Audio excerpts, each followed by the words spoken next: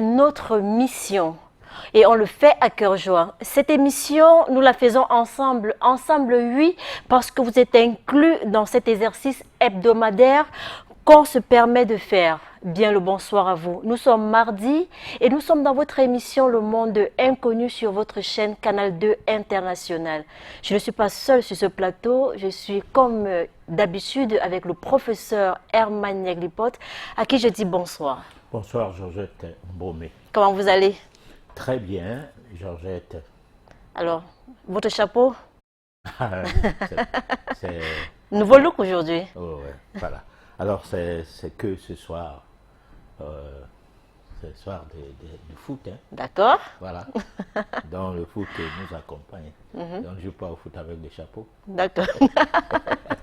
Au programme, vous aurez vos rubriques habituelles, la chronique qui va se faire en 2 parties, la réflexion, la possibilité de participer à l'émission en nous envoyant les messages aux numéros qui vont s'afficher au bas de votre petit écran. Installez-vous confortablement. Voici la première partie de la chronique. On va peut-être, professeur, d'abord échanger quelques secondes parce que ce soir, on va parler de la réincarnation. Est-ce qu'elle existe vraiment? Alors, en attendant de donner l'occasion de suivre les spies, Oui. alors la réincarnation fait l'objet des traditions, Oui. tant du côté de l'Afrique que du côté de l'Asie. C'est le côté Europe qui fait du moins ombrage à cette tradition parce que l'Europe, c'est, disons, un continent hybride, Oui. c'est-à-dire des habitants de l'Europe ne sont pas des personnes qui obéissent à une tradition, encore qu'il y a une époque, on a fait la chasse aux sorciers, on a essayé d'exterminer tout ce qui avait des pouvoirs paranormaux, Oui. au point où, bien d'années après, c'est que d'autres continents avaient comme connaissance du point de vue métaphysique, est resté tabou en Europe. Pourquoi? Parce que les rois avaient peur d'avoir des gens dans leur environnement qui les faisaient ombrage, que cette chasse aux sorcières était organisée. Donc ça fait en sorte que on a les difficultés aujourd'hui d'avoir un monde qui est accroché à la connaissance scientifique originale, c'est-à-dire il n'y a pas de science sans métaphysique, il n'y a pas de science sans science occulte.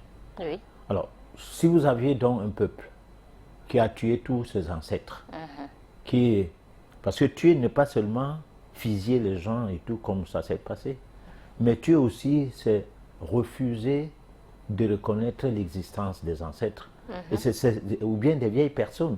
Parce que c'est un milieu, c'est un environnement où les gens d'un certain âge sont encombrants, hein, jusqu'à maintenant. Donc on n'a pas besoin de s'occuper du fait qu'ils deviennent encombrants davantage parce qu'ils ne sont pas actifs. Donc ils sont devenus des charges. Oui. Donc on peut les dégager, les déposer à un certain endroit. Et puis c'est une logique qui va de père en fils au point où toi-même quand tu vis, tu sais que c'est comme ça que terminera ta vie. Alors dans les traditions fondées, Oui. ce qui concernerait l'Afrique par exemple, c'est les vieilles personnes qui sont des bibliothèques. C'est derrière ces vieilles personnes qu'on apprend beaucoup de choses. Et il y a donc de quoi les encadrer, de quoi les accepter dans son milieu. C'est vrai que les mauvaises habitudes se contaminent.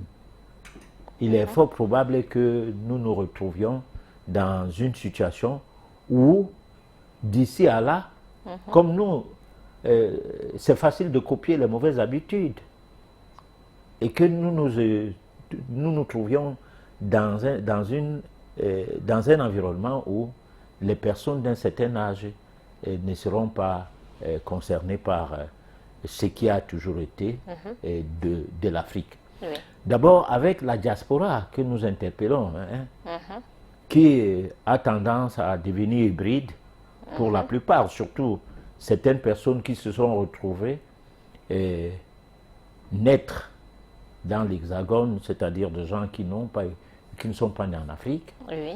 Au-delà des gens qui, bien qu'étant nés en Afrique, ayant fréquenté en Afrique jusqu'en classe des terminales, mais se sont européanisés et comme pour se donner de la valeur ou de la grandeur, avec arrogance et tout, méprisent l'Afrique.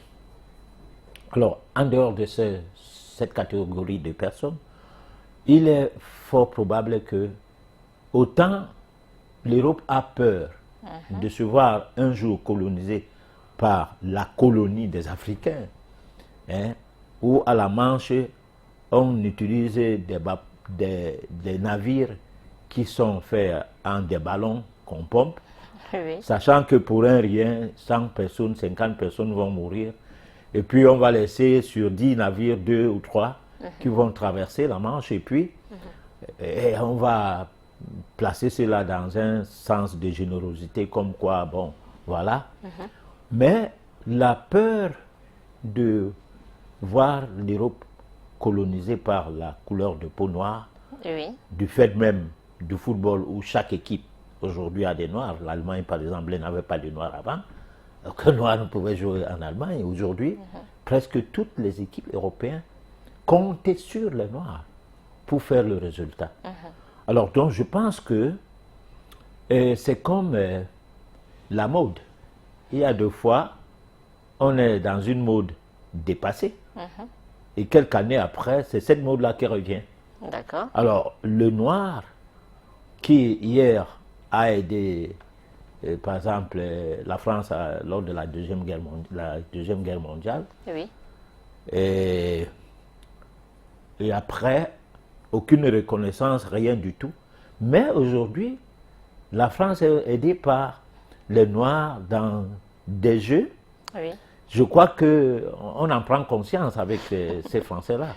Bon, donc, je vais dire quoi? Je vais dire que le problème de la réincarnation, c'est un problème traditionnel. D'accord. Les religions ne sont pas traditionnelles. Parce que lorsqu'on lit Matthieu chapitre 15, on a l'impression que la Bible refuse de reconnaître la tradition. Si ce n'est pas la Bible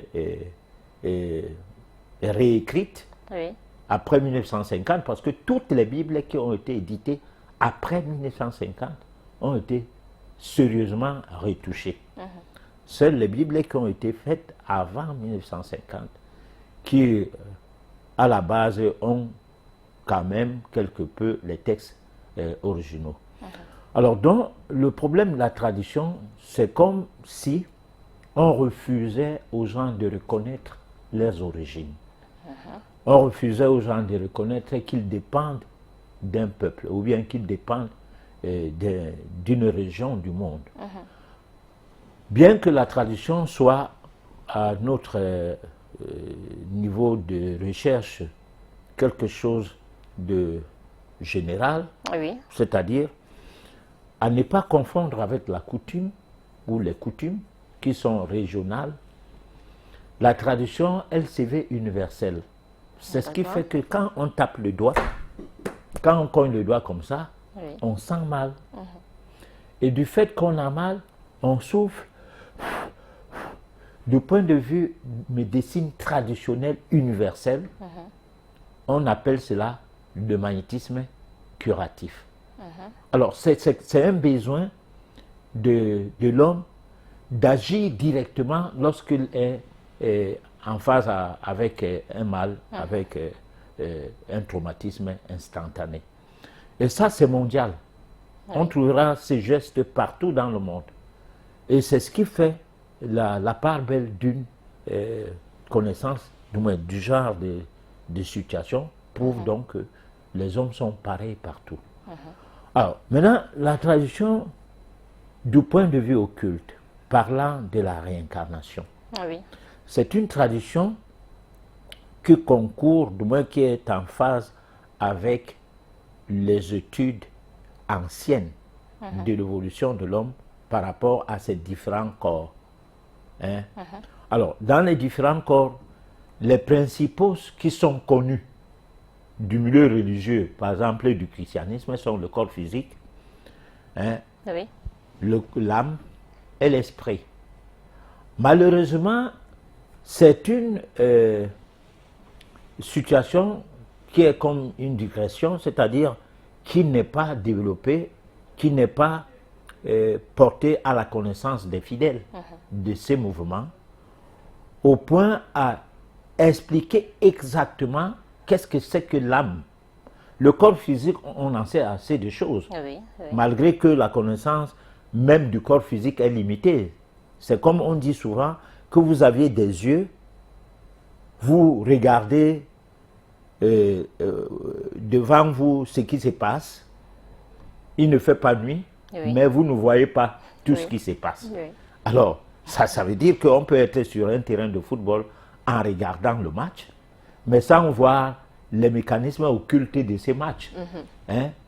Et les gens qui ont les yeux doublés, ils savent à quel moment le but va entrer, et ils sont éveillés, ils surveillent, parce qu'à ces moments précis, il y a comme une sorte de magie ou une sorte de fétiche qui doit se manifester en termes de vibration et qui va changer le cours du match. Alors, donc, on a les yeux, on ne voit pas. D'accord. On a les oreilles, on n'entend pas. Bon, c'est ça l'énigme de la vie qui voudrait que les mouvements religieux en prennent compte. Qu'on ne croit pas que tout ce qu'on lit, des livres qui ont été édités par les hommes. Oui. Parce que la dernière fois, nous parlions de la mise en place de la Bible par Gutenberg dans les années 1424 ou 26, je ne sais plus. Et à l'époque de Nicolas V, le pape de l'époque, alors, la Bible prend corps. Peut-être ça passe sur la base des papyrus, mais on choisit ce qu'on doit proposer au public, comme souvent ça se passe même dans les universités, où on choisit qu'est-ce qu'on lui doit dire de la métaphysique.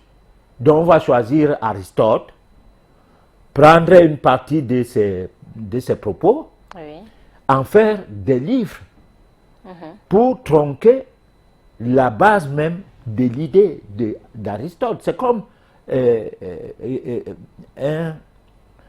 comme il peut arriver que les gens qui lisent un texte, l'étude de ce texte est proposée à un groupe d'étudiants. Oui.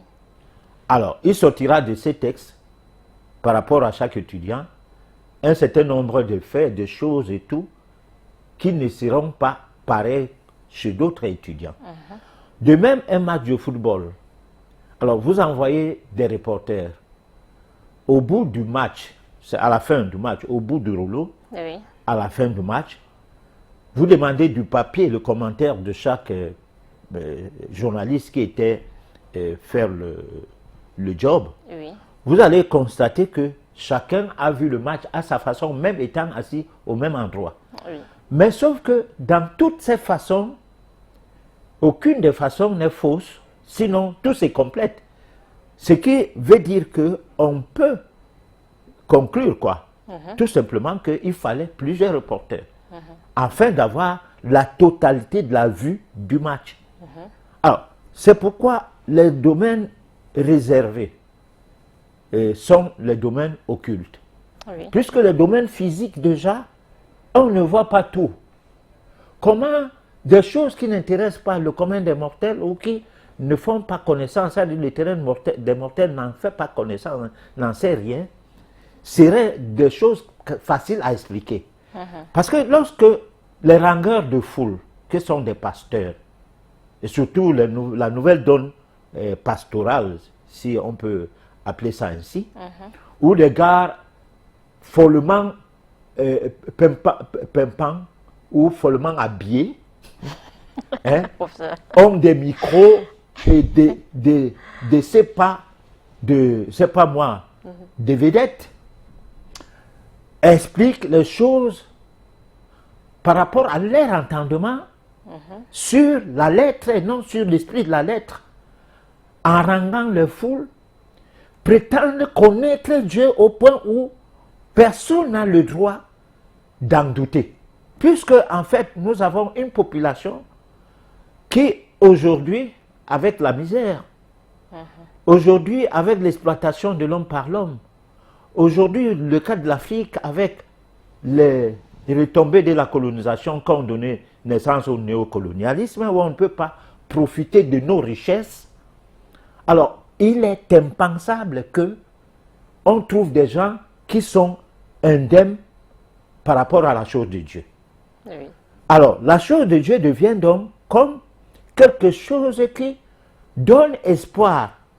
Et on dit, l'espoir fait vivre. Bien qu'on dit également, qui se nourrit de l'espoir meurt de faim. Mais tout au moins, un genre d'espoir qui permet à ce que Dieu soit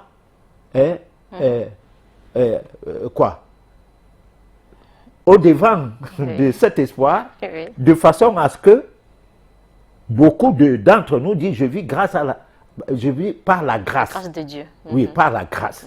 La grâce de Dieu. Alors, ça veut dire quoi? Ça veut dire que, contre vent et marée, il vit quand même. Hein? Et il espère que sa vie va changer. Alors, dans ce changement, dans cette attitude, dans cette posture, on se retrouve comme si la situation de l'homme ne dépend plus de son développement spirituel, mais dépend de sa survie. C'est-à-dire comment faire pour vivre, comment faire pour manger, comment faire pour avoir de l'argent, comment faire. C'est-à-dire, on est préoccupé par ça. On est préoccupé aussi par du fait qu'on n'a pas de travail, on n'est pas marié, on n'a rien de prometteur pour l'avenir. Et cette préoccupation voudrait que on se retrouve dans un endroit où il y a quand même une certaine forme de recueillement. Et cette forme de recueillement amène qu'on soit en face du fait que superstitieux à son état.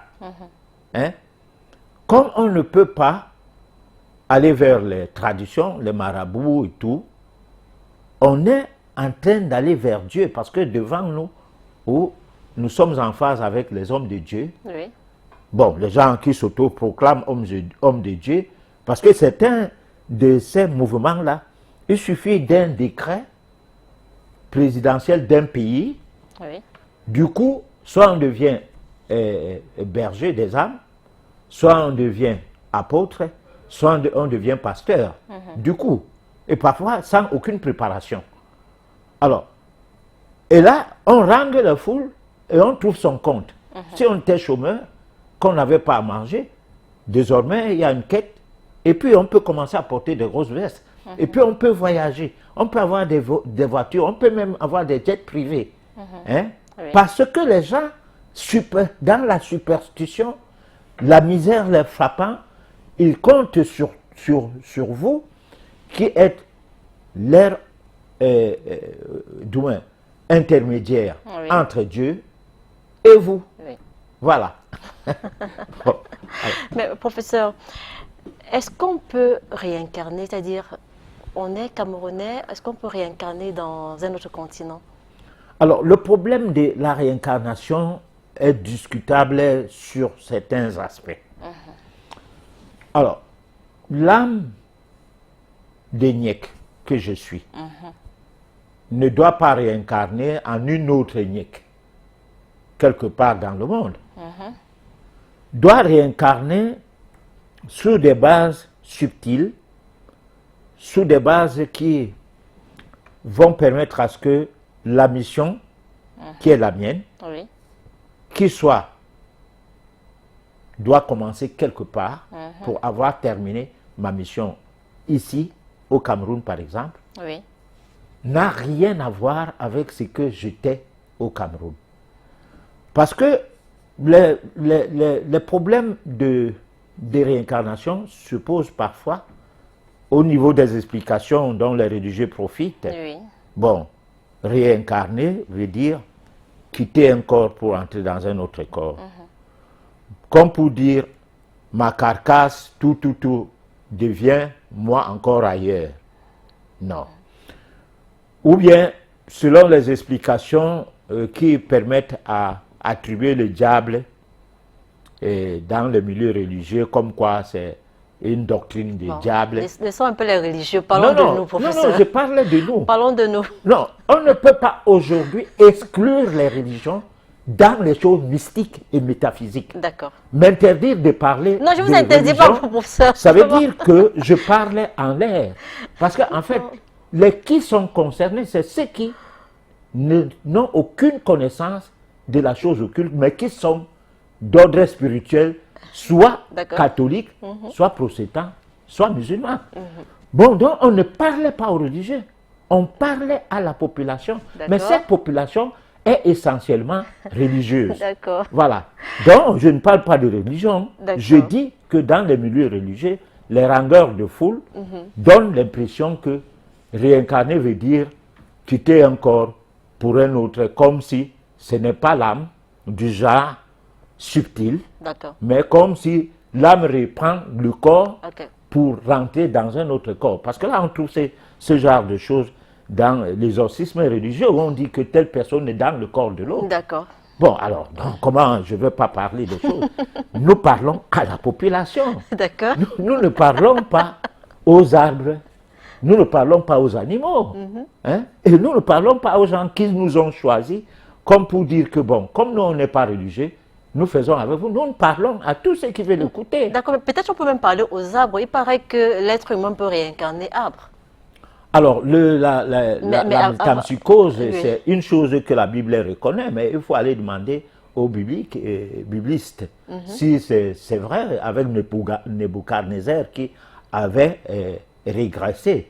Mais en règle générale, on ne régresse pas.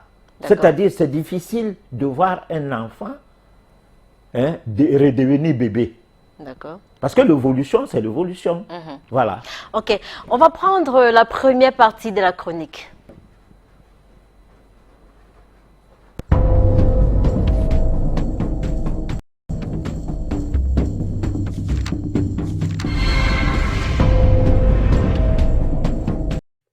Méditation, la solution à nos problèmes. Chapitre 73. La réincarnation existe-t-elle? En édition, la question de la réincarnation a été décryptée pour lui donner un sens par rapport à la méditation, la solution à nos problèmes. Cela nous a permis également de passer en revue tous les phénomènes afférents à l'étude du karma. Si bien que, du karma individuel au karma collectif en passant par le karma familial, nous avons beaucoup appris. Ce qui nous a donné aussi l'occasion d'étudier par ricochet des épiphénomènes qui en sont liés, la connaissance du mal et le bien, l'erreur et la faute, le diable et l'enfer, sans oublier l'énigme du paradis. Avec tout ceci, nous avons voulu comprendre comment Dieu a manqué de maniabilité, et surtout du tact, dans l'œuvre de la création, médiocre, de manière à ne pas être capable de protéger l'homme contre le péché, au point d'en souffrir lui-même, et même de l'exposer à l'enfer. Le plus étonnant c'est qu'il crée le diable, une mâle-lune entité. Comme si cela ne suffisait pas, de Job à Jésus son fils né de Marie, l'épouse de Joseph, voilà que son opposant de taille, ce diable-là, va de cesse, lui plonger dans un cycle d'insomnie, vis-à-vis de nous, appelé à ne plus croire à ce dernier. Ce que serait l'une des raisons qui fait que ce Dieu-là, nous demande de beaucoup prier pour que son ennemi le diable ne nous emporte point. À travers tous ces récits certainement plaisantins, comment peut-on comprendre l'ordre divin des choses du monde spirituel, si durant des millénaires, le Dieu de la Bible n'a cessé d'être malmené par le diable, au point d'emporter quasiment toutes ces créatures vivant surtout dans notre planète? Dommage. Permettez-nous de constater sans embâche que les religieux, depuis la nuit des temps n'ont cessé de manquer du scrupule à l'endroit de ce Dieu. Ils prétendent pourtant croire à lui, mais en faisant en même temps la propagande d'une entité qu'ils placent presque égale à sa dimension. C'est-à-dire, ils donnent de l'importance à ce personnage rendu mythique par eux, le plaçant comme étant un être d'une nuisance exceptionnelle vis-à-vis de l'ordre établi de leur Dieu. Le malheur est que ce dernier soit incapable de faire quoi pour l'heure, puisqu'il semble De retour sur ce plateau, professeur Hermaniel Lipote.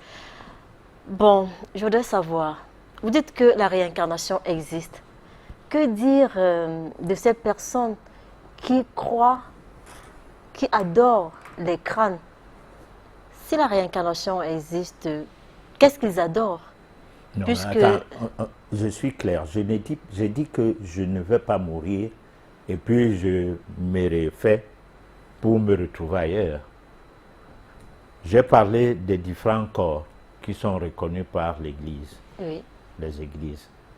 N'en déplaise à ceux qui ne veulent pas qu'on parle de ça. Voilà, c'est-à-dire le corps physique, l'âme et l'esprit. D'accord. Alors, le corps physique, c'est ce qu'on soigne à l'hôpital, on ne soigne pas l'âme, on ne soigne pas l'esprit. Bon, alors comment veux-tu que ce qui est du physique, qui doit faire corps dans la terre, qui doit faire corps, comme on dit, nous venons de la poussière, nous retournons poussière. Alors comment voudrais-tu que c'est ça qui voyage, ou bien qui se retrouve, je ne sais pas quoi. Donc les crânes, c'est les crânes. Oui. Hein? Oui. Tout comme le fantôme, c'est le fantôme. Hein? Alors, on va dans le décryptage de la constitution du corps, de l'occulte du corps de l'homme, trouver plusieurs dimensions de notre corps. Bon, là, je parlais du corps, c'est-à-dire au-delà du corps physique. Et dont les crânes font partie de l'une des dimensions. Ça n'a rien à voir qu'un crâne doit réincarner. Non, l'esprit. Est-ce que l'esprit est encore... L'esprit est une dans chose, ce l'âme crâne? c'est une autre chose. Oui, c'est pour ça que L'esprit est dans tout. L'esprit est dans le bic. L'esprit est sur le papier. Hein? Si par exemple quelqu'un veut le prouver, il fait soulever le papier sans qu'on ne le souffle. Il fait soulever le bic. Et tu ne peux faire des lévitations ni par toi-même ou d'un objet que si tu maîtrises les vibrations de l'esprit de l'objet. Donc on peut se soulever, Oui. hein? On peut redescendre sans toutefois s'appuyer sur quelque chose.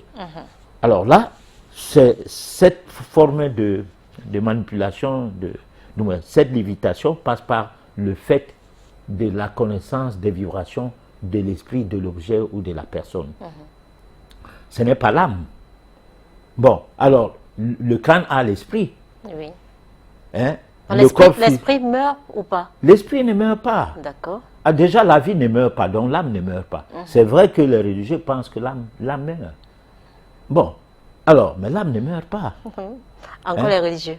Oui, ils pensent, parce que la Bible le dit. Et Oui. la Bible, j'ai dit, c'est un livre édité. Donc, ce que l'homme a fait de sa main n'est pas forcément de Dieu. Même si on peut utiliser une propagande que c'est un document de Dieu. Bon, Dieu n'a pas d'imprimerie. Voilà. D'accord. On va prendre la deuxième partie de la chronique qui parle du but de l'âme au travers la réincarnation. Professeur, avant de prendre cet élément, je voudrais savoir quel est le but de l'âme? Alors, la connaissance de l'âme permet à l'être humain de savoir comment il est appelé à évoluer. Voilà. Parce que si tu ne sais pas comment tu dois évoluer, il y a des risques que tu ne saches pas. Du moins, ça peut être d'abord, prenons un exemple simple, voilà, pour ne pas s'embrouiller. Alors, vous voulez aller d'un point à l'autre. Vous êtes à Douala, nous sommes au Cameroun, à la capitale économique, et nous voulons aller à Yaoundé, la capitale politique. Oui. On doit avoir le plan de la route, on doit avoir le schéma, on doit avoir la connaissance de où on va, qu'on soit en voiture ou qu'on soit par avion. Sinon, tu vas y arriver comment? Alors, nous vivons sur la terre pour attendre le dernier jugement, donc vivre une fois et mourir, attendre le dernier jugement. Alors, qu'est-ce qu'on dirait des gens qui naissent avec des infirmités? Et ils sont déjà punis, ils sont déjà en enfer. Qu'est-ce qui s'est passé dans leur vie pour qu'ils se retrouvent dans cette situation moqueuse?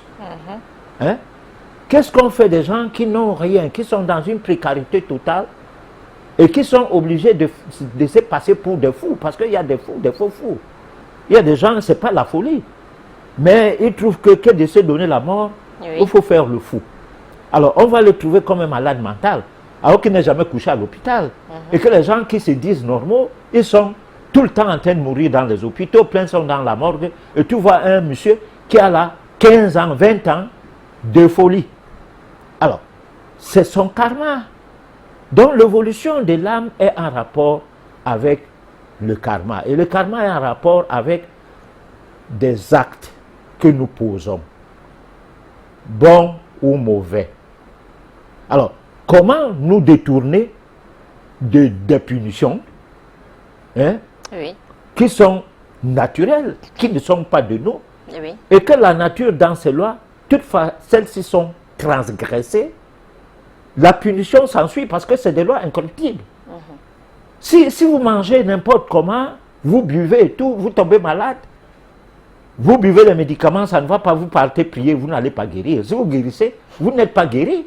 Vous êtes psychologiquement en état correct parce que, puisque vous n'avez pas changé les bases de votre maladie.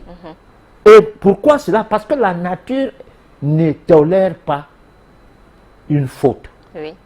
Encore une erreur, on a essayé d'étudier toutes ces choses-là au cours des séries de tout ce que nous avons fait comme émission, pour essayer d'expliquer que les fautes, c'est inexcusable. Les erreurs sont plus ou moins, disons, on peut dire, c'est humain, donc plus ou moins excusable. Pas totalement. D'accord. Parce que, au risque de faire des erreurs en disant, ah, ce n'est qu'une erreur, il faut faire attention d'en faire. Bon, donc, c'est pour cette raison que le monde animal dont nous faisons partie, les bêtes qui n'ont pas d'église, à ce que je sache, quelqu'un va me dire, tu parles avec les bêtes, qui n'ont pas d'hôpitaux. Encore, ce n'est pas votre milieu. Voilà, qui n'ont pas d'hôpitaux, mais qui se soignent par l'héritage traditionnel, par des connaissances transmises de père en fils, qui se soignent.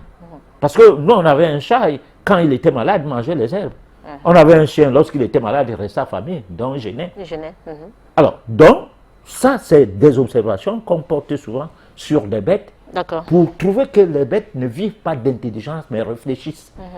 L'homme est trahi par son intelligence, ce qui fait que l'intelligence l'amène à bien parler de Dieu et à bien mourir à l'hôpital. D'accord. Oui, bon, vous... Et à bien parler de la science et à bien mourir de sa propre science. Laquelle science, il est là pour prescrire des substances nuisibles à la santé. Et ce qui fait que entre la science et la religion, il n'y a pas un pont. D'accord. Voilà. Ok, nous allons prendre l'élément, le but de l'âme au travers de la réincarnation.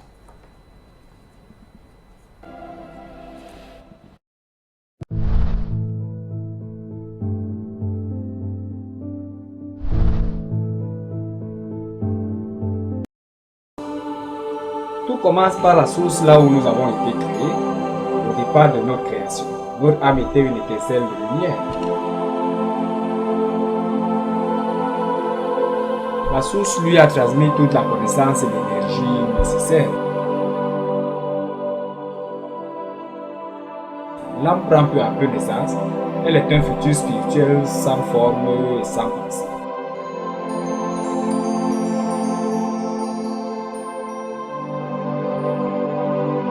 Elle baigne dans le néant et se nourrit spirituellement en absorbant des particules d'énergie.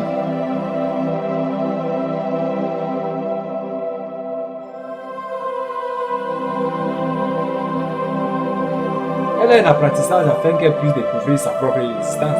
Cela peut durer de nombreuses années.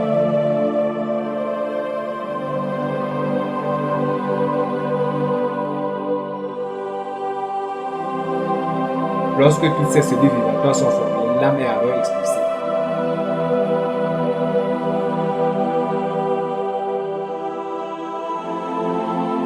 Elle va commencer le cycle des incarnations. Pour que l'âme fusionne intégralement avec la source afin de retrouver la liberté originelle et l'éternité auquel elle aspire,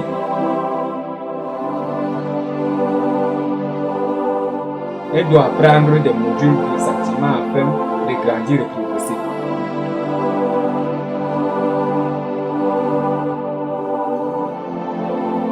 Au travers ces différents voyages d'incarnation, l'âme va rencontrer les épreuves qu'elle a choisi de mettre en pratique. Le karma n'est pas une punition, mais un outil servant à notre évolution. Il nous permet de nourrir, de faire une expérience d'une vie à l'autre en changeant de décor et de rôle comme dans une pièce de théâtre.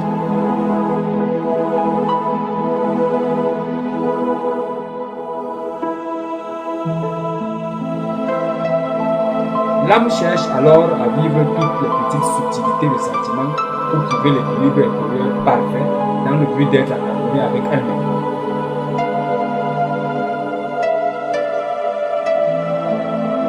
Pour cela, elle doit comprendre toutes les facettes d'un rôle de vivre dans les deux sens opposés.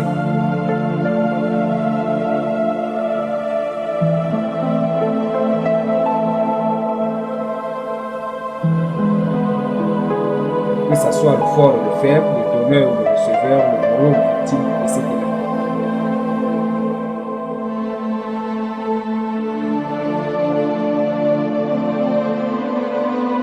Les actes présents lors d'une incarnation sont toujours la conséquence d'actes passés, c'est-à-dire sentiments opposés.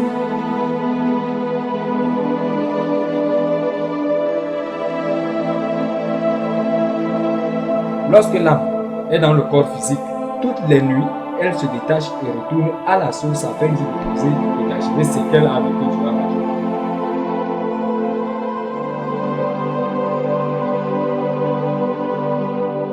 Le moment venu, lorsqu'elle aura quitté son corps physique par la mort,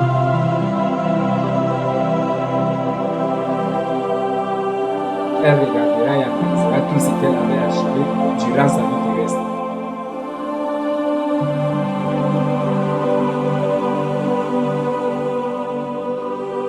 Elle fera son étude de vie.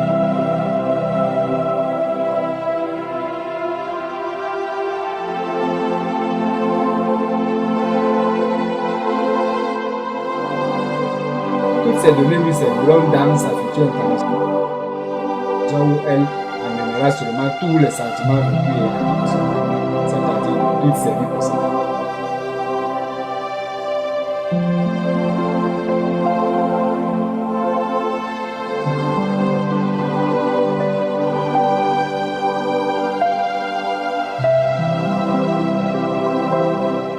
De ce fait, l'âme doit tirer toutes les leçons de ses expériences passées afin d'y trouver la solution adaptée à sa situation présente.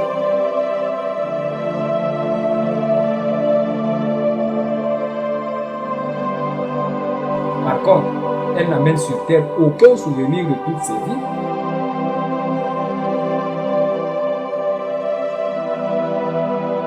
Imaginez la vie que vous viviez actuellement. Vous avez certainement des remords dus à des actions non analysées que vous avez infligées à autrui et cela pèse sur votre conscience pour l'instant.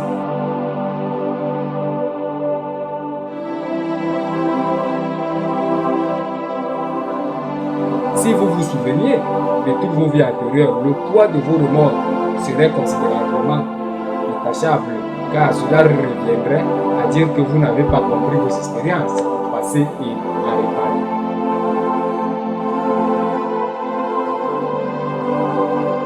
Lorsque vous avez une situation dans votre vie où une personne inflige à une autre un acte horrible,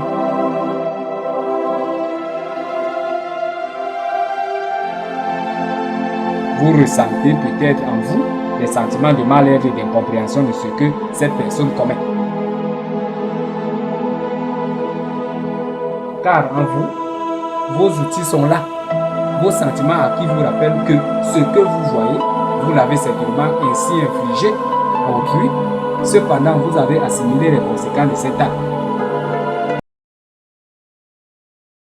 Retour sur ce plateau, professeur Herman Yaglipot, le karma n'est pas une punition, mais un outil servant à notre évolution. Alors, quand nous sommes accablés par les mots, à quel moment on doit savoir que c'est le karma ou la sorcellerie? La sorcellerie n'existe que si le karma le lui permet. La C'est-à-dire? sorcellerie ne peut pas exister quand le karma ne le permet pas. Bon, là, je donne un exemple. Si vous avez eu des arrière-grands-parents qui étaient des malfrats, c'est-à-dire qui tuaient les gens, Oui. et que on fasse un contre. C'est-à-dire dans la pratique traditionnelle, il n'y avait pas la prison avant. La prison est venue avec l'arrivée de l'Église et de la colonisation, de la néocolonisation. Il n'y avait pas de prière, on mettait les gens en quarantaine. Ou alors, on mettait des dispositifs tels que, si tu entrais dans le champ de quelqu'un, on te trouve là, si tu entrais pour voler. Parce que si tu pars faire pipi, il n'y a pas de problème, ou faire caca, il n'y a pas de problème. Oui. Mais si tu osais toucher quelque chose qui ne t'appartenait pas dans ce champ, on te trouvait debout dans ce champ et tu peux y rester une semaine, tant pis. Soit un serpent s'enroule sur toi, soit tu es bloqué là comme une statue. Oui. Donc, les punitions n'étaient pas des punitions où on attend l'enfer, où on attend le paradis. Et là, ça rendait la société, tout le monde était réglo dans la société et il y avait la paix. Il n'y avait pas, parce que les guerres qu'il y avait avant, c'était juste le problème d'occupation, c'est-à-dire vous avez besoin de l'espace, le territoire, l'espace dans lequel vous vivez, se rend petit et puis vous menez des guerres contre les autres. Mais dans une communauté, il était difficile et que quand celle-là est bien régentée, avec des patriarches et autres, que quelqu'un aille voler chez quelqu'un, que tu touches la femme de quelqu'un, que tu touches l'enfant de quelqu'un, le chien, le chat, c'est pas la bête de quelqu'un, c'était impossible. Bon, donc là, pendant toute cette période-là, le problème du karma et la sorcellerie étaient liés. C'est-à-dire, lorsque quelqu'un peut t'ensorceler, ça veut dire qu'il y a du répondant chez toi qui lui permet d'entrer dans ton être intérieur et te toucher. Parce qu'en fait, la sorcellerie n'agit pas sur le corps physique, ça agit sur le psychique et le corps physique prend le coup. Alors, on a là une répercussion qui peut se passer sous forme de maladie et tout, ou comme ça peut toucher le psychique et la répercussion se fait sur le fait de ressentir des blocages. D'accord. Bon, mais là, tout ça, c'est un rapport avec le karma. Donc, si tes parents, tes arrière-grands-parents ont fait donc des choses qu'il ne fallait pas, et que la famille, le voisinage qui avait subi le forfait, décide de faire un contre, qu'on appelle ça les fétiches ou quoi. Oui. Alors, des générations, dans le futur, le dispositif peut vous toucher, ou toucher plutôt les personnes qui viendront faisant partie de la progéniture de cette famille-là. Alors, c'est ce qu'on peut appeler sorcellerie. D'accord. Par exemple, si dans le voyance, on constate que quelqu'un a un oncle, une tante, quelqu'un qui, même sa propre mère, même son propre père, qui est un sorcier contre lui, hein, ça veut dire qu'il y a quelque chose qui, dans le passé karmique de ces membres de la famille, qui a entraîné ce genre de vibration, ce genre de mécanisme. Donc la sorcellerie ne va pas avec tout le monde. Pourquoi? Parce que tout le monde n'a pas la même réponse karmique. Voilà. Mais professeur, qu'y a-t-il de si traumatisant de faire monter en soi le principe de la mort totale sans solution de rechange, sans autre vie, sans autre incarnation? Le principe? Le principe de mort totale. Oui. Sans solution de rechange, sans autre vie, sans autre incarnation. Qu'est-ce qu'il y a de si traumatisant? Alors là, on parlait de la mort de l'âme dans ces registres-là. Mais il est difficile qu'il y ait un effacement de l'âme complet, total. D'accord. Il est difficile. Je ne suis pas censé tout connaître. Oui. Parce que certaines des choses que je dis à l'antenne sont expérimentées. Et il ne faut pas que ce que je n'ai pas expérimenté, je mette à défendre une cause mordicus, comme si je donne mon point de vue, ou alors comme si je passe mon point de vue comme un point de vue à accepter, comme ça se passe avec le monde occidental où il n'y a qu'une pensée unique. Ce que ce monde-là pense, c'est tout le monde qui doit penser comme ça. Si on dit l'homosexualité, c'est bon, allez, tout le monde. Ça doit être bon pour tout le monde. Parce que les pensées uniques, c'est ce qui fait que la Bible a été touchée et retouchée. Un jour dans la Bible, dans un futur à venir, il y aura l'homosexualité dans la Bible. Et puis les générations futures diront c'est tout le livre de Dieu. Voilà. Ok, nous allons passer à la prochaine articulation, réincarnation d'Élie en Jean-Baptiste.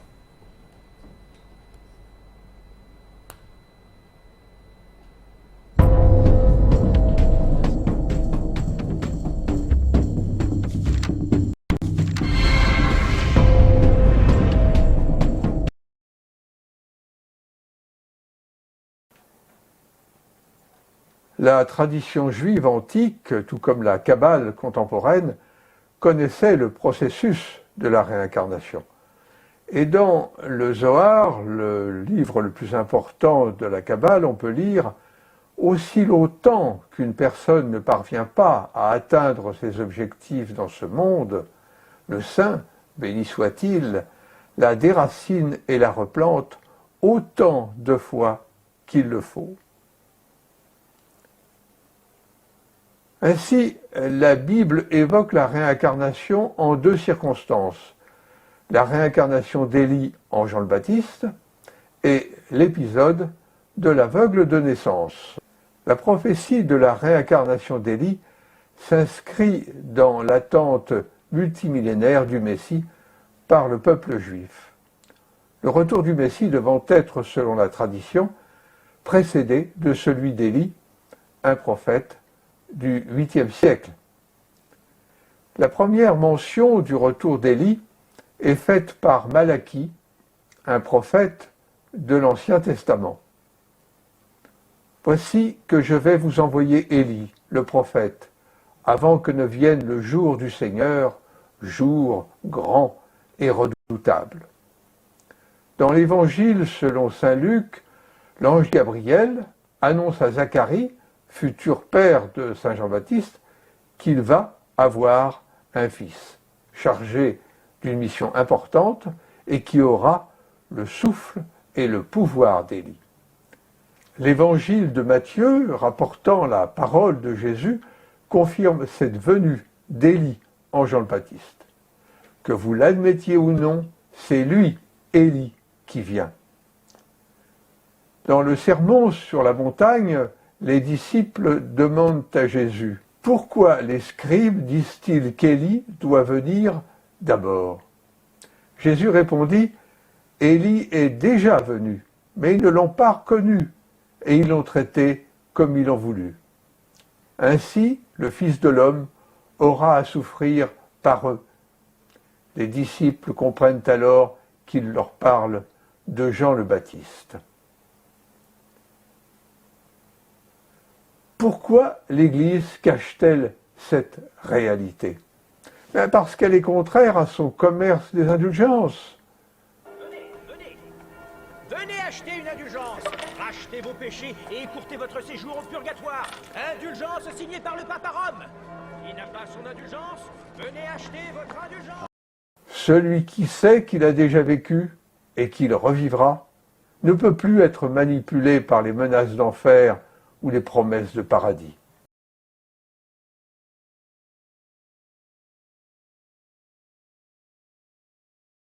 Vous venez de suivre la réflexion. Professeur Emmanuel Lipote, un commentaire? Donc, de toute façon, là, cet élément, c'est pour dire qu'on parlait de la réincarnation dans la Bible. D'accord. Alors, et puis Jésus était clair. Il disait bien que ce n'était pas lui Élie. Malheureusement, Élie était la personne là reconnue, parlant de Jean-Baptiste. Alors, dans la petite histoire de cette partie de la Bible, Oui. ça relève de Élie, Jean-Baptiste, dont Élie de l'Ancien Testament, Jean-Baptiste, et Élisée Oui. de l'Ancien Testament, Jésus. Les deux personnages se recroisent dans le Nouveau Testament. Alors, mais ce n'est pas développé de façon à ce qu'on puisse faire l'analogie, parce que le Nouveau Testament, qui était qui portait près de 50 livres. Au bout d'un certain nombre de temps, on a réduit ces livres à 26. Alors, les autres livres sont partis où? Et les 26, ce n'étaient pas les apôtres de Jésus qui les ont écrits. C'est des personnes que Rome a édictées, a pris les récits et leur a donné pour faire le recoupage. Malgré cela, souvent on trouve certaines affirmations chez Matthieu qui ne sont pas chez Luc, par exemple. D'accord. Bon, donc c'est ce qui fait dire aux musulmans que la Bible est truffée de contradictions.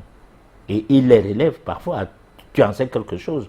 Les émissions que nous avons faites à Sud FM avec un musulman et les pasteurs. Les pasteurs n'ont pas pu le convaincre au point où on ne pouvait plus continuer avec, puisqu'il n'y avait plus de répondants. Quand on les invitait, ils ne venaient plus, mais le musulman, lui, il était prêt à revenir. Bon, donc, il y a cette façon d'expliquer les choses qui va dans tous les sens parfois dans la Bible et qui n'est pas parfois compréhensible pour les gens qui font des recherches, qui lisent la Bible non en picorant les phrases, mais en essayant de lire tous les chapitres, ou en lisant tous les livres. C'est-à-dire tu prends Matthieu, tu lis le tout, tu passes à Luc, et ainsi de suite. Voilà. D'accord, il est temps de lire vos différents SMS. Vous pouvez participer à l'émission en nous envoyant les messages au numéro qui s'affiche au bas de votre écran. C'est le SOS téléspectateur.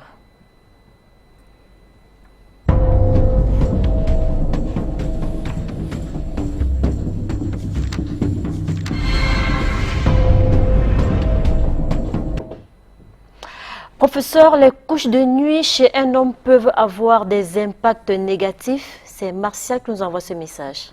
Oui. Oui et non.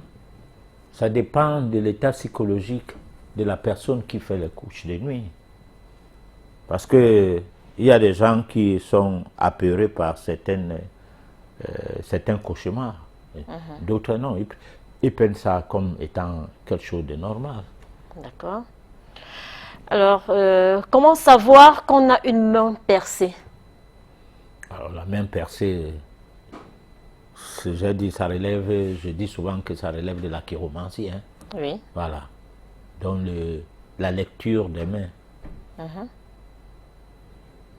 C'est tout, professeur. Oui, mais, professeur, pour ces personnes qui n'ont pas la possibilité de faire la chiromancie, est-ce qu'il y a des détails qui permettent de savoir? Alors, les détails, c'est que si quelqu'un est vraiment convaincu qu'il a une main percée, c'est que ça relève d'une autre recherche en dehors de la chiromancie.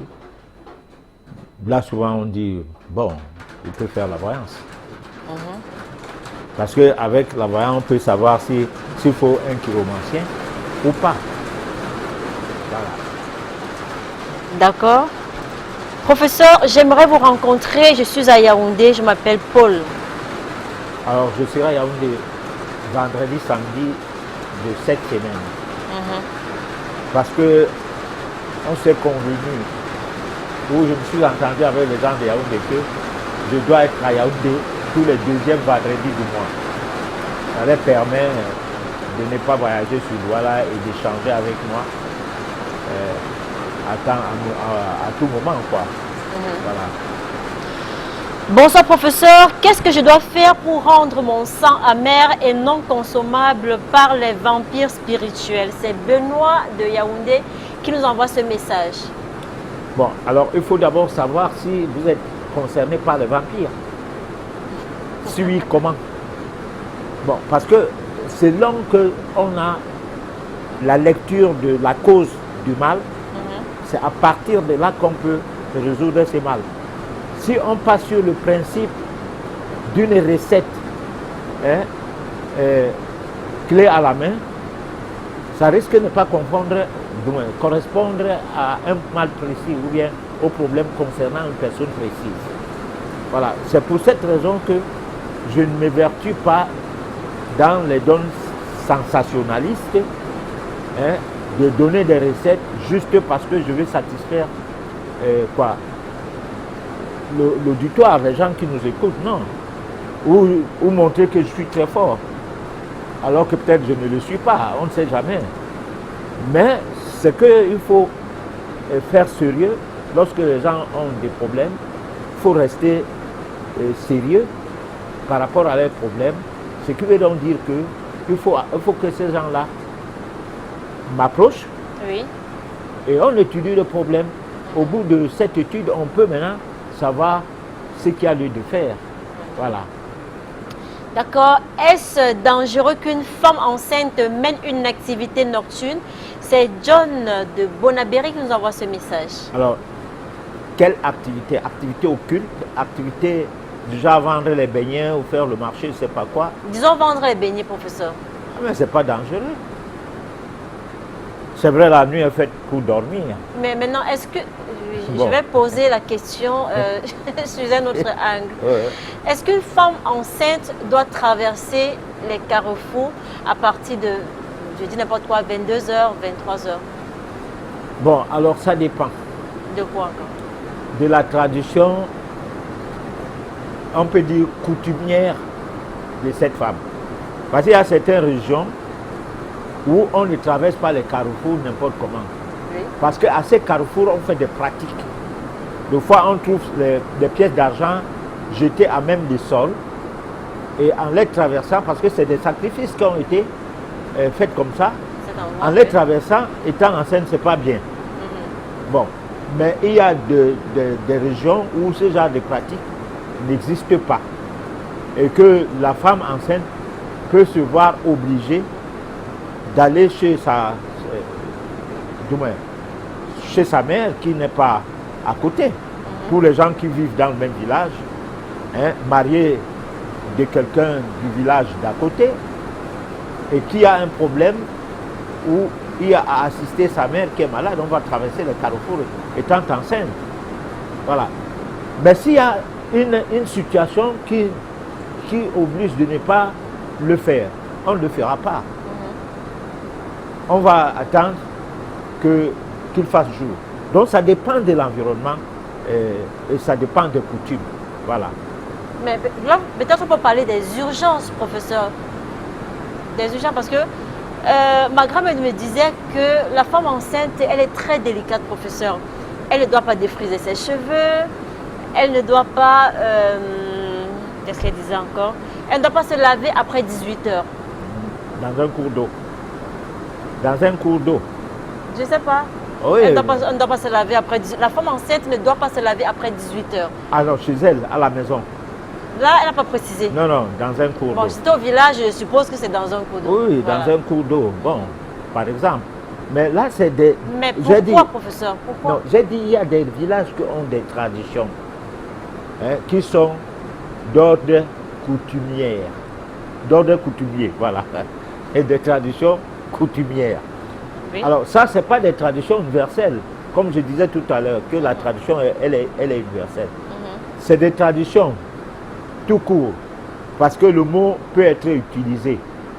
Mais c'est des interdictions qui sont en rapport avec la généalogie, hein, comment on peut dire, du tissu social, des gens de ce tissu social-là, qui du point de vue anthologique, je ne sais pas comment expliquer ça, obéissent à certaines formes de vibrations qui, ayant été observé que quand on fait telle chose, ça ne marche pas, il faut donc en interdire, ou bien il faut expliquer ça aux gens pour qu'ils fassent attention. Ceci ne peut pas être valable à tout le monde, ou bien aux gens qui viennent dans ces villages, qui ne sont pas des mêmes souches généalogiques. Voilà. D'accord.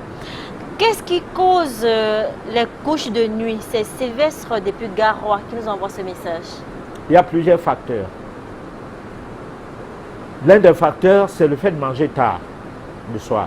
Il y a certaines personnes, chaque fois qu'elles mangent tard, et certaines nourritures, elles font des couches de nuit. Et certaines quantités de nourriture, parce que tu peux manger tard à peine, avaler quelque chose à peine, arrêter.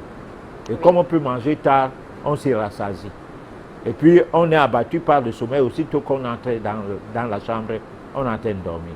Et là, on dort en ronflant, hein, énormément, jusqu'à ne pas permettre à ce que les gens dans le voisinage puissent dormir. Bon, alors, là, il y a des cas comme ça. Il y a des cas de couches de nuit où il y a un problème avec l'occulte. Bon, là, c'est des couches de nuit qui sont dans le cadre d'incubes et de succubes. Quelque chose comme ça, on a essayé de parler de ça au cours des éditions antérieures. Et il y a des couches de nuit qui sont parfois ce dont on a été en contact avec en pensée avant de dormir. Bon, donc il y a plusieurs façons d'avoir des cauchemars, si on peut appeler ça. Voilà, ainsi. Hein.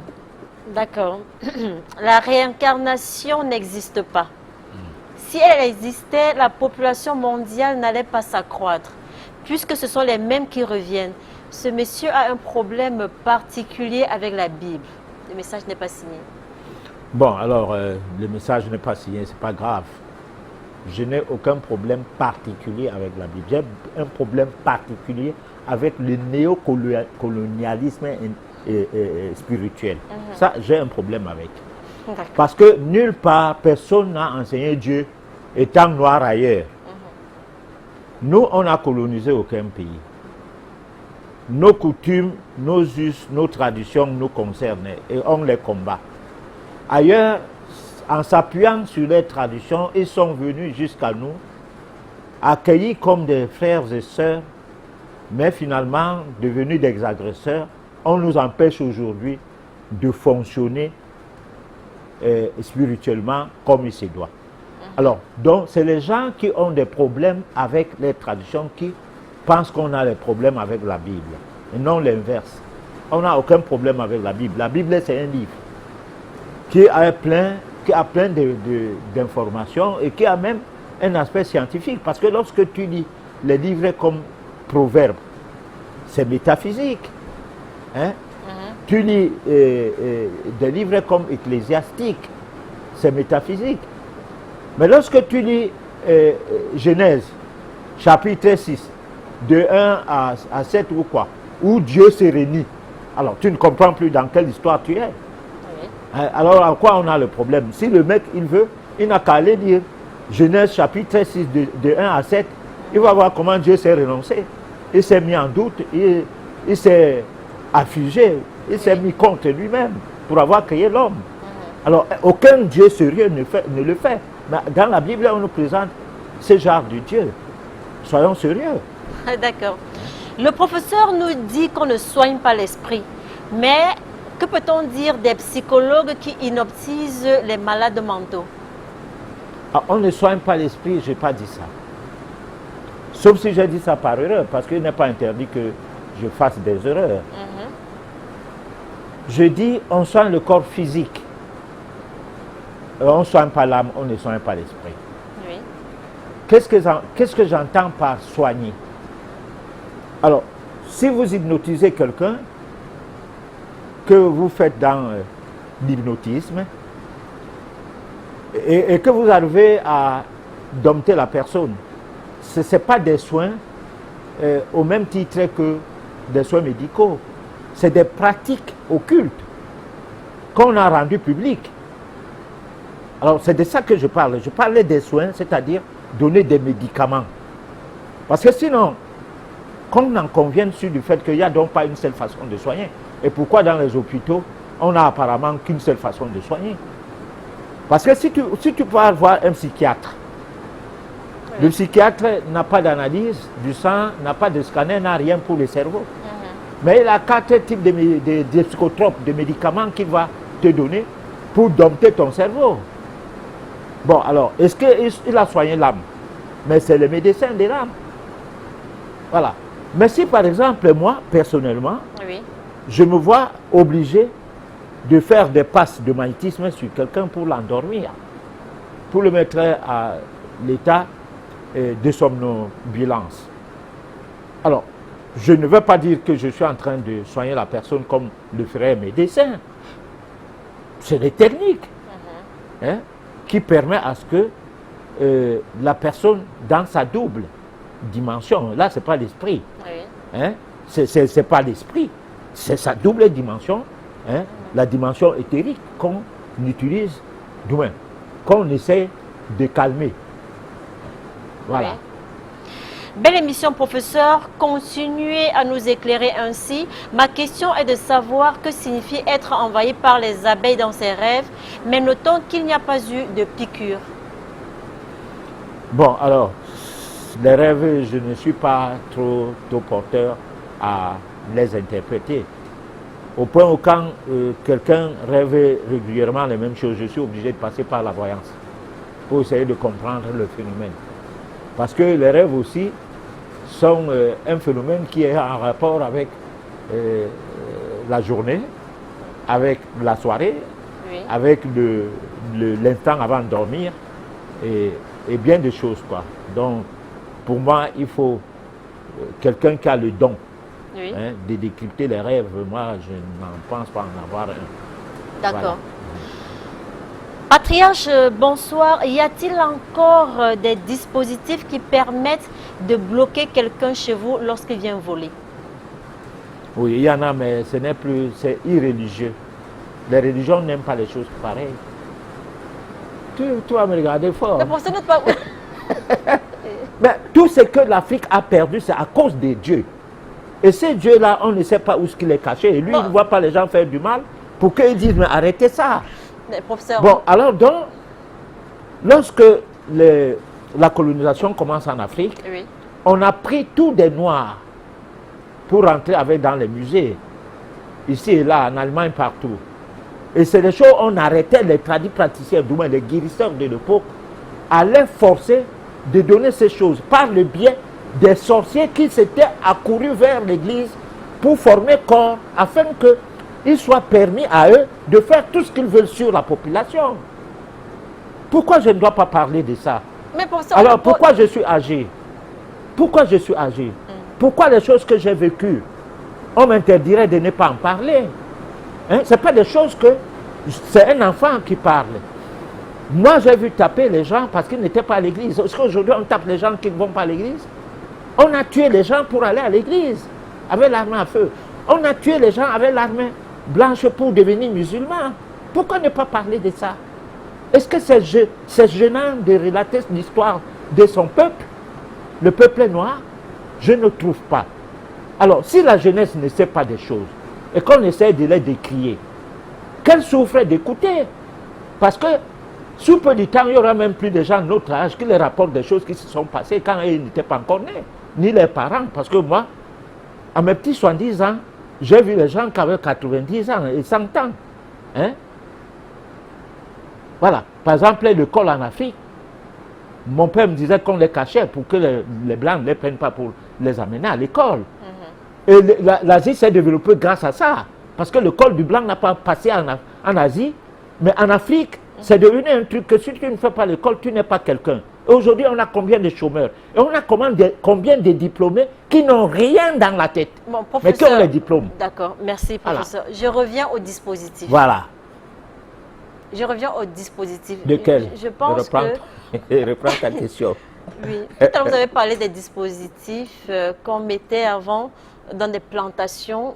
Dans les maisons, dans les sur maisons. la femme, si tu peux toucher la femme de quelqu'un, tant pis, on te trouve calé là. Vous avez dit que ces dispositifs existent toujours. Oui. Mais on posait la question à un patriarche, pas à un religieux. Ah mais non, attends. Le patriarche ne veut rien dire de nos jours.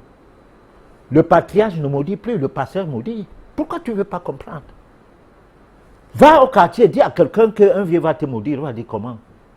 Mais dis-lui qu'un pasteur va maudire, ah dis non, non, ça va, je ne fais plus ça. Mais tout a été effacé, dissimulé dans le néant. Donc, quand on pose une question à un patriarche, il doit expliquer pourquoi les choses ne marchent plus. Pour que la jeunesse prenne conscience de d'où sortons-nous. Hein? Qu'est-ce qu'il y avait avant? Et pourquoi il n'y a plus ça aujourd'hui? On compte difficilement le nombre de gens dans tout le Cameroun qui gardaient encore certains secrets. Sauf que en matière occulte, comme je disais tout à l'heure, c'est comme la mode. C'est-à-dire, ça meurt, ça revient. La mode passe, la mode revient. Certaines personnes vont se retrouver dans la réincarnation alors. Donc, les questions à ramener toutes les choses qui ont été considérées comme effacées par le passé.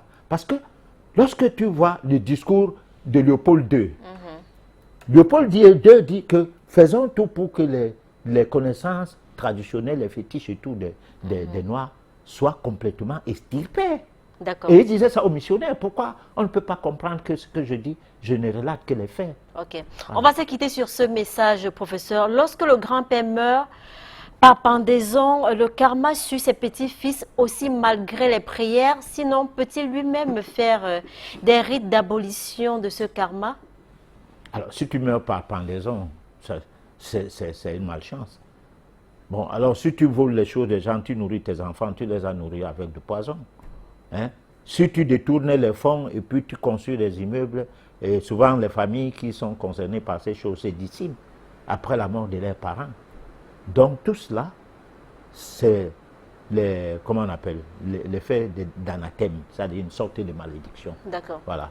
Nous sommes arrivés au terme de cette édition, professeur Emmanuel Lipote. Votre mot de fin? Alors, on a 2 émissions. Lundi prochain, on va parler de comment faire le bilan de l'année. Oui. Hein? Avec des propositions des séances d'éveil, hein, pour regretter tout ce qu'on a fait comme mal au cours de l'année 2022. Et la prochaine fois, si sera possible, parce que ça dépend du programme des canaux 2, parce que le programme est parfois serré. Oui. Alors, on va parler des perspectives, comment programmer l'année. Oui. Voilà. Donc, ça, on va arrêter avec la méditation, la solution à nos problèmes pour cette fin d'année, afin de permettre aux gens de gagner en éveil spirituel. Voilà. D'accord. Merci à vous, chers téléspectateurs, de nous avoir suivis. On espère que vous avez eu un intérêt à nous suivre ce soir. Donnons-nous rendez-vous mardi prochain à partir de 23 h. D'ici là, portez-vous bien.